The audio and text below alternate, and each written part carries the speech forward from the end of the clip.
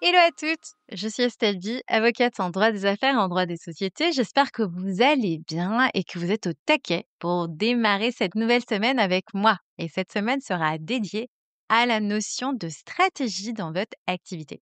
Et donc aujourd'hui, on va parler d'un sujet qui met souvent mal à l'aise, mais qui mérite tout de même votre attention. C'est la question de votre statut matrimonial, parce que vous avez peut-être une activité évidemment qui marche bien, monter une entreprise florissante, créer une structure, une société, une holding, voire même une SCI, mais vous n'avez jamais touché à la question du contrat de mariage, ou vous n'en avez pas du tout. Et c'est souvent le cas parce que vous êtes nombreuses à vous lancer dans l'entrepreneuriat bien des années après que vous êtes mariées.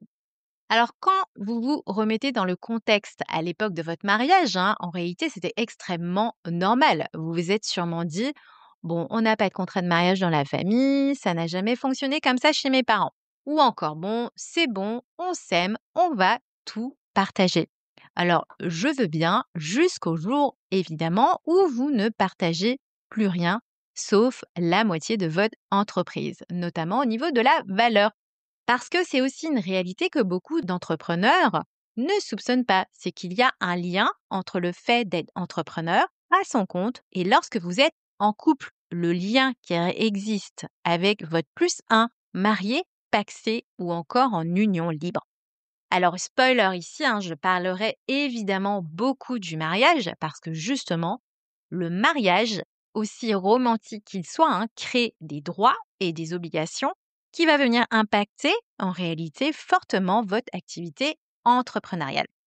Et je vais vous raconter, donc, parce que moi j'aime bien raconter des histoires, vous l'aurez compris, donc je vais vous raconter l'histoire d'une consultante qui est venue me voir dernièrement au cabinet. On va l'appeler Anne. Et donc Anne est mariée depuis 15 ans maintenant. Et à l'époque, en fait, elle n'est pas passée chez le notaire avec son futur mari. Et pour le coup, elle s'est mariée sous le régime légal de la communauté réduite aux acquis, qui est donc le régime par défaut quand vous décidez de ne pas conclure de contrat de mariage. Après quelques années de salariat, en fait, elle décide de créer, comme beaucoup de femmes, son entreprise et de fait, bien des années après son mariage. Aujourd'hui, elle, facture extrêmement bien, voilà, via son activité de consultante. Elle est assez demandée, on va dire, dans son secteur. Elle peut facturer, quelquefois jusqu'à 200 K par an via sa propre société. Son mari est salarié avec un revenu 2 fois inférieur à celui qu'elle gagne aujourd'hui. Parce qu'en fait, les réalités, c'est que il existe des femmes de plus en plus, par ailleurs, qui vont venir gagner plus que leur mari. Et elle découvre donc en consultation que si elle divorce, il peut réclamer 50 de la valeur de la boîte et ça l'embête un peu quand même parce qu'il y a, quasiment 90 cas de trésorerie dans sa boîte. Qu'il a des droits sur, l'immobilier acheté, justement via sa SCI et que en fait, rien n'a été prévu pour anticiper une séparation. Et forcément là, c'est un peu la douche froide, surtout que dernièrement, ça ne va pas très fort dans son couple et qu'elle pense de plus en plus à se séparer. Et cette faille donc l'empêche donc d'être libre et de partir demain si elle le souhaite. Encore une fois ici, et je le précise, évidemment, je ne vous souhaite pas de vous séparer. Mais à mon sens, il est important vraiment de réfléchir à cette hypothèse de séparation et de divorce. Parce qu'il ne faut pas oublier que d'un point de vue statistique, un mariage sur 2 se termine par un divorce. Donc, personne n'est en réalité à l'abri d'une telle séparation. Donc l'idée, c'est de vous faire un petit topo des conséquences sur votre entreprise si une séparation devait avoir lieu. Donc, si vous êtes marié sous le régime de la communauté légale, tout ce que vous avez acquis pendant le mariage est considéré comme commun, y compris votre entreprise, même si elle est uniquement à votre nom, même si le compte pro est à votre nom. Donc, ce qui est extrêmement bizarre. Et en réalité, encore une fois, pour en avoir discuté avec des spécialistes, avec des consoeurs ou encore des notaires, c'est vrai que le régime de la communauté légale, donc celui que beaucoup de gens choisissent au final, est assez difficile à comprendre au final. Donc je vous recommande, si vous avez un doute, peut-être d'aller consulter un avocat en droit de la famille ou bien encore un notaire. Si vous êtes en séparation de biens, vos patrimoines deviennent distincts justement grâce à l'établissement d'un contrat de mariage. Vous pouvez évidemment demander à votre notaire d'adapter le contrat que ce soit sur la partie de la résidence principale ou autre sujet concernant l'entraide entre époux.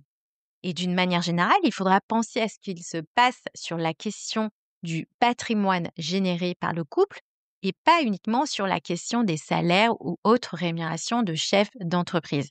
Il faudra aussi penser aux investissements croisés, type SCI Holding, et à qui a apporté quoi dans le cadre d'un tel investissement. Et donc, à mon sens, il ne faut pas hésiter à vous poser quelques petites questions pour faire le point. Est-ce que vous savez sous quel régime vous êtes actuellement, en fait, en tant que marié ou même en tant que pacsé, hein? Est-ce que vous savez ce que votre conjoint peut revendiquer sur votre entreprise si séparation il devait y avoir? Est-ce que votre régime est cohérent avec vos choix professionnels, mais également vos choix personnels? Et j'insiste particulièrement sur cette question parce qu'en fait, il n'y a pas de mauvais régime, c'est surtout un projet de vie et il faut en discuter avec votre conjoint. Autre question, en cas de décès, que va-t-il se passer? Qui va hériter?